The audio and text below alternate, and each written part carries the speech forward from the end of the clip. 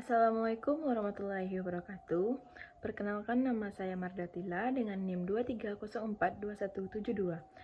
Eh, Pada video kali ini saya akan membacakan sekaligus menjelaskan resume materi dari pertemuan 2 mata kuliah Birokrasi dan Governansi Publik dengan dosen pengampu Bapak I. Permana STMT. Baiklah, langsung saja. Negara Eropa yang paling awal membahas birokrasi adalah Prancis, dan tokoh utamanya adalah Vincent de Gournay pada 1712 sampai dengan 1759. Seorang ilmuwan yang banyak menerjemahkan karya-karya besar zaman Yunani kuno ke dalam bahasa Prancis. Pada saat itu, birokrasi adalah lembaga yang di dalamnya duduk para pejabat, juru tulis, sekretaris, inspektur, dan manajer, diangkat bukan untuk melayani kepentingan umum, tetapi untuk mengabdi kepada raja atau penguasa. Dalam kedudukan yang demikian, birokrasi mendapat tanggapan yang negatif dan terkesan kaku, serta menyulitkan masyarakat. Bersamaan dengan itu, di samping istilah birokrasi, muncul istilah yang menyertai, yaitu Biromania, yang berarti penyakit birokrasi.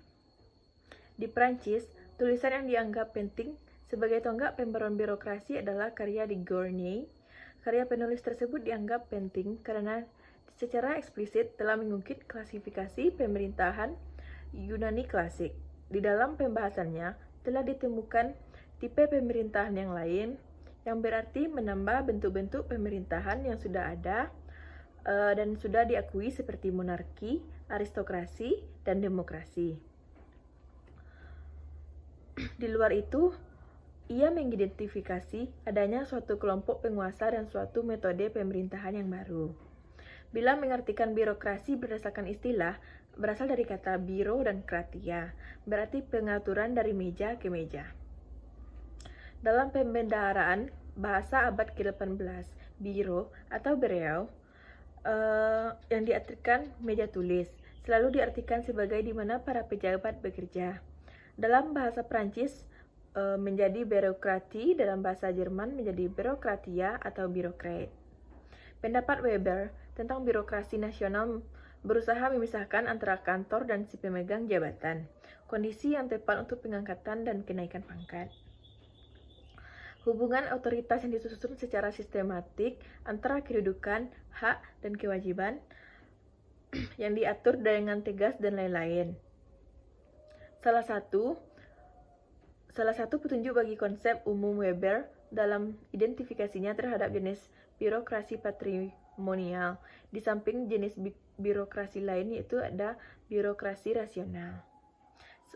Birokrasi patrimonial diangkat berdasarkan kriteria subjektif karena ada hubungan emosional dengan pejabat yang mengangkat.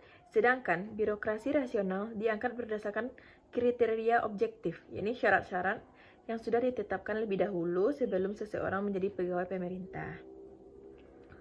Walaupun Weber tidak mendefinisikan secara utuh tentang birokrasi, tetapi dari ciri-ciri yang dikemukakan pada berbagai kesempatannya dapat ditarik kesimpulan sebagai berikut. 1. Birokrasi adalah suatu badan administratif tentang pejabat yang diangkat dan membentuk hubungan kolektif bagi golongan pejabat itu sebagai suatu kelompok yang tertentu dan berbeda, yang pekerjaan dan pengaruhnya dapat dilihat dalam organisasi tertentu, khususnya menurut prosedur pengangkatannya. Sesuai dengan teorinya, Weber mengatakan bahwa legitimasi adalah dasar bagi hampir semua sistem otoritas. Ia mengemukakan 5 keyakinannya yang berkaitan dengan otoritas yang sah bergantung pada kelima legitimasi yang secara singkat diuraikan secara berikut. Yang pertama, bahwa dengan ditegakkannya peraturan atau code yang sah, maka dapat menuntut kepatuhan dari anggota organisasi tersebut. Yang kedua, bahwa hukum merupakan suatu sistem abstrak yang diterapkan pada kasus-kasus tertentu, sedangkan administrasi mengurus kepentingan-kepentingan organisasi yang dalamnya ada batas-batasan hukum. Yang ketiga, bahwa manusia yang menjalankan otoritas juga mematuhi tatanan impersonal tersebut. Yang keempat, bahwa tidak hanya co-member atau anggota yang taat yang benar-benar mematuhi hukum. Yang terakhir atau yang kelima, bahwa kepatuhan itu seharusnya tidak kepada person yang memegang otoritas, melainkan kepada tatanan impersonal yang menjamin untuk menduduki jabatan itu. Atas dasar konsep legitimasi, Weber merumuskan 8 proposi tentang penyusunan sistem otoritas secara legal secara berikut. Yang pertama, tugas-tugas pejabat dalam organisasi berdasarkan aturan yang berkesinambungan. Yang kedua, tugas-tugas tersebut dibagi atas bidang-bidang yang dibedakan menurut fungsi, masing-masing dilengkapi dengan syarat otoritas atau sanksi-sanksi. Yang ketiga, jabatan-jabatan tersusun secara hierarkis, hak-hak kontrol, komplain di antara mereka terperinci. Yang keempat, aturan-aturan yang sesuai dengan pekerjaan diarahkan baik secara teknis maupun secara legal. Yang kelima, sumber-sumber daya organisasi sangat berbeda dengan yang berasal dari para anggota sebagai individu pribadi. Yang keenam, pemegang jabatan sesuai dengan kompetensinya. Yang ketujuh, administrasi didasarkan pada dokumen-dokumen tertulis. Yang kedelapan, sistem otoritas legal dapat mengambil banyak bentuk, tetapi dilihat dari bentuk aslinya ialah sebuah staf administrasi yang birokratis. Weber juga mengemukakan ciri-ciri birokrasi sebagai berikut.